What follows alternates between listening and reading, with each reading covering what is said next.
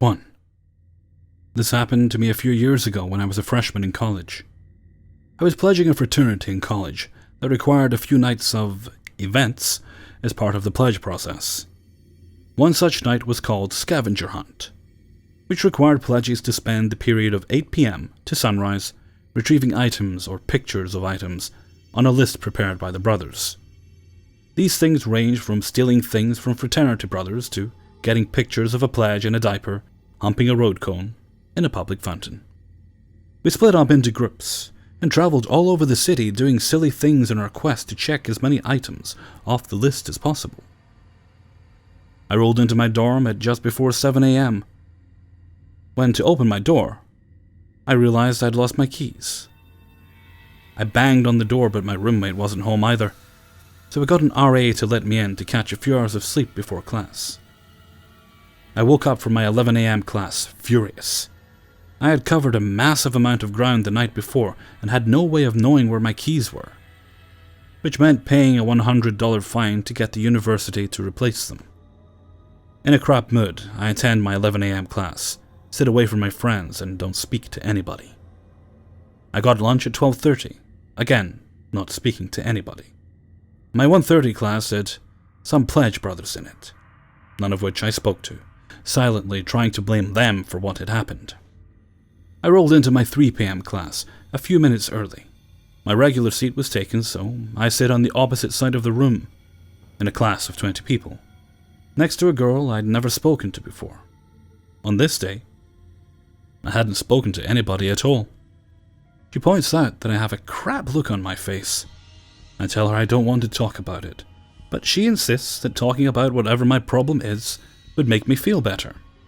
I tell her, without many details, that I had been all over the city the night before, lost my keys, and barely got any sleep, and I'm pissed off about having to pay the university fine.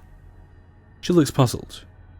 Were you at the Anderson Mill apartment building by chance last night? No, I am puzzled. Yeah, I was on the 4th floor at a friend's apartment, stealing a stupid cowboy hat. She's now wide-eyed. Do your keys have a yellow bottle opener on them? She inquires.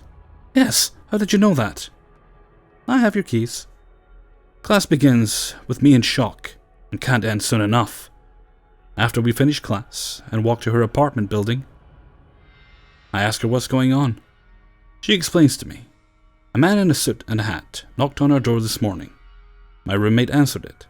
She had never seen him before. He handed her a set of keys and asked if she lost them. She took them in her hand and explained that she hadn't lost any keys. He turned to walk away and said, Your roommate should know what to do with them then.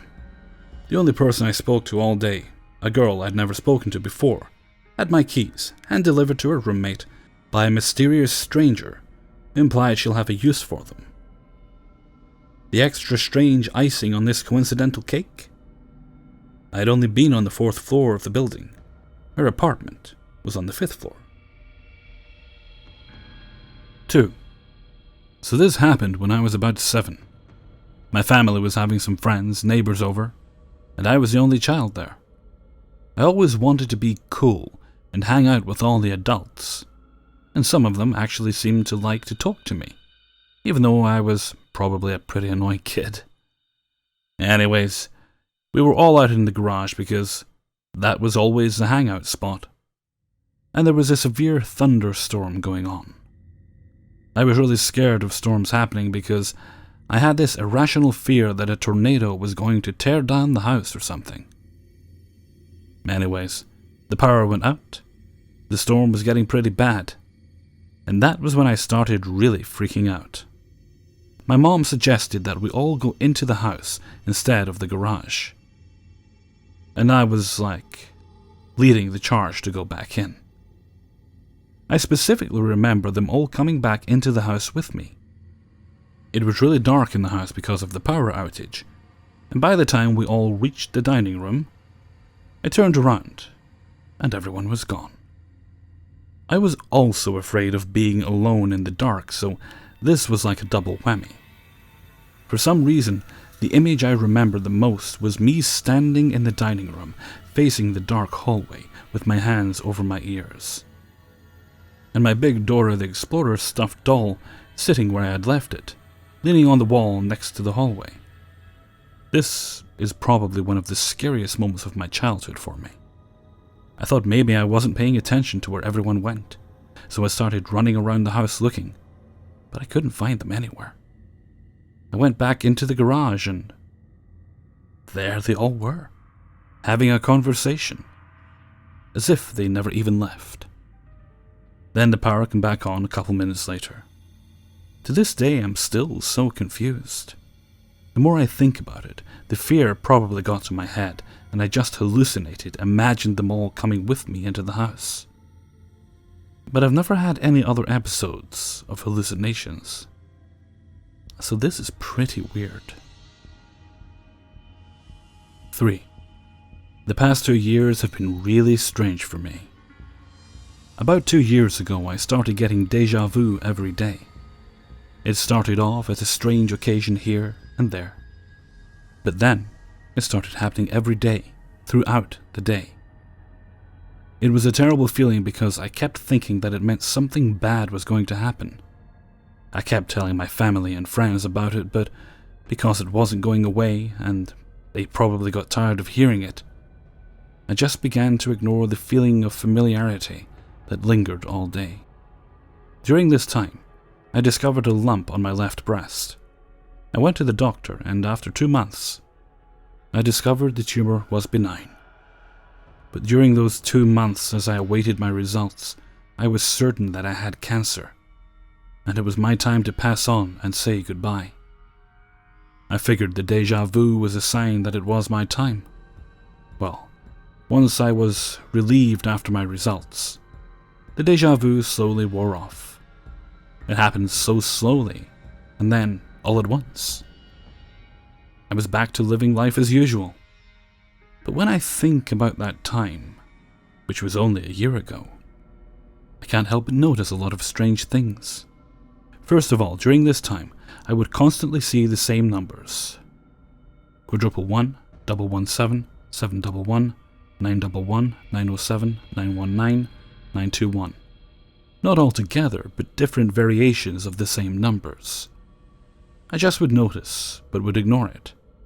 I also felt on 3 separate occasions like I was high out of my mind, but I was in fact not under the influence of any drugs or alcohol. All day I felt outside of my body, like I was just watching myself say or do things, but having no control over it. I felt separated from my own self.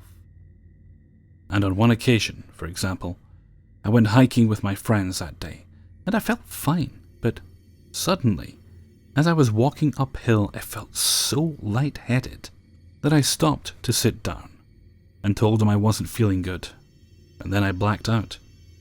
The strange part is that my friend said it only lasted 5 seconds, but that my eyes started spinning and looked vacant as I stared at her, and my mouth was wide open.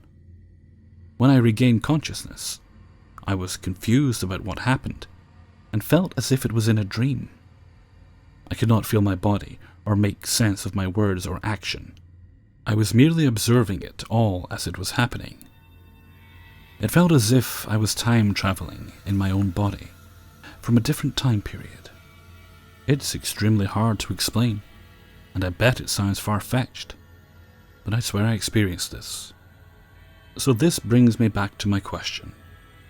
I have this memory of an event that I believe is going to happen, but I'm not sure how or when. Another strange thing is that I feel like, because I know it, it's not going to happen.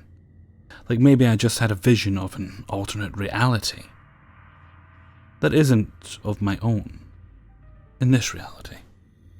Okay, so during one of my intense deja vu episodes, I walked in my college's library and started walking up the stairs, and then I remember walking up those same stairs and meeting someone, bumping into someone I already know but haven't seen in a long time. Till this day, I walk up there on purpose, thinking this is going to be the day, but it never happens.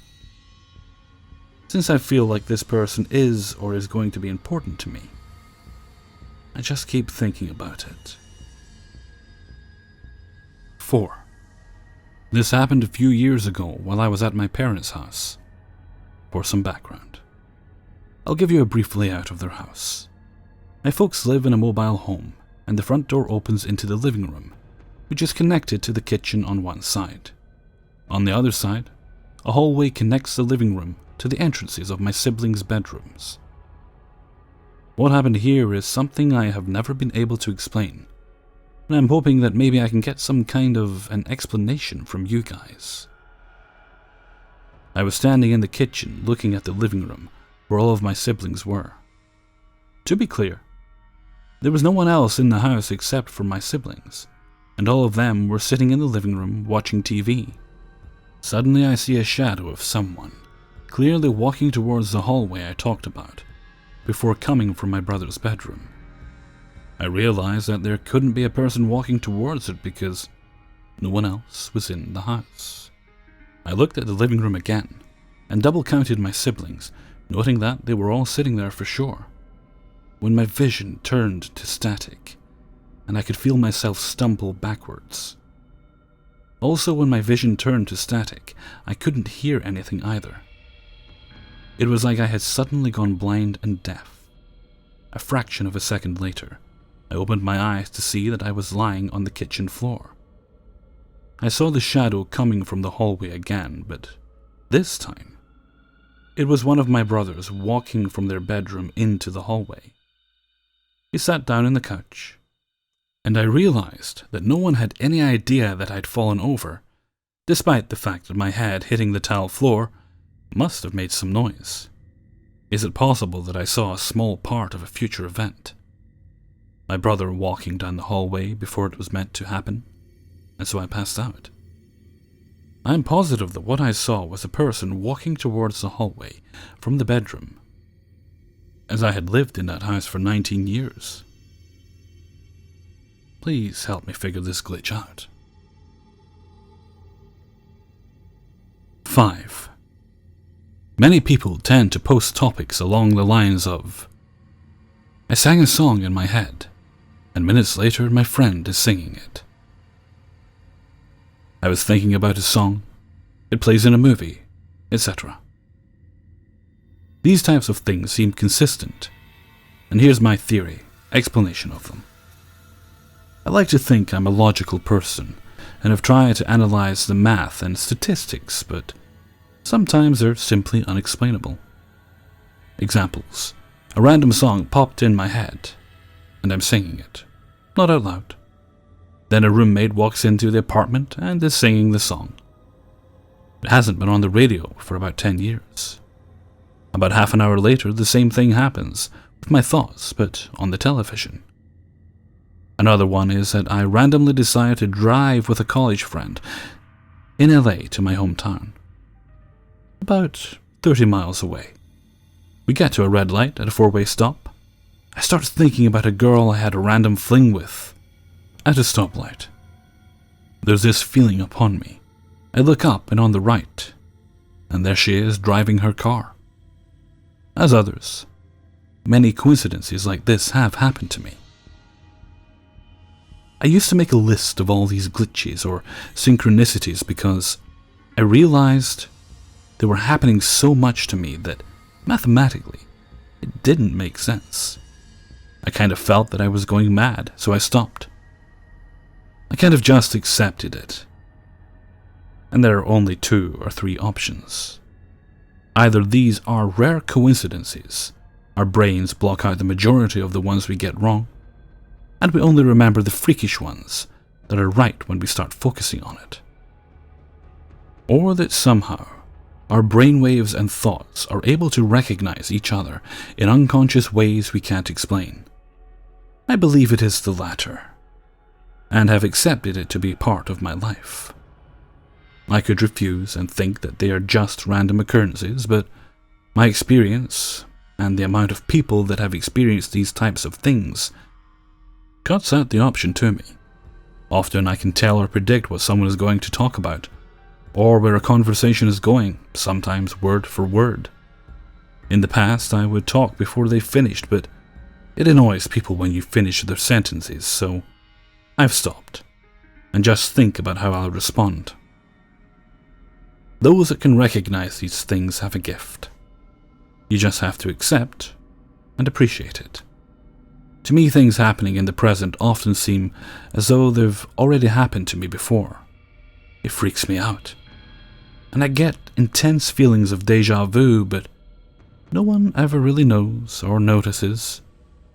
It usually stems from life advice I receive from older people, conversations, and sometimes movies. The conversations is what gets me. My memory is very good, and often I'll notice a person telling me the same story I've heard before, word for word. I freak out on the inside, but keep my cool. Politely I'll say something along the lines of, "I've heard this before, I remember that," etc. They'll usually look at me like I'm crazy. Sometimes they'll say that it happened just a month ago, when I remember it from a couple of years back. I may be insane, who knows? But this is how my life goes. Can't explain it. Just have to accept that I'm here in the world, and that's that. Don Hertzfeldt, an American filmmaker, said, "The passing of time is just an illusion. Eternity is actually taking place all at once. The past never vanishes away, and the future has already happened. Our whole lives have already been passed and are laid out like an infinite landscape of simultaneous events that we simply have to travel through in one direction."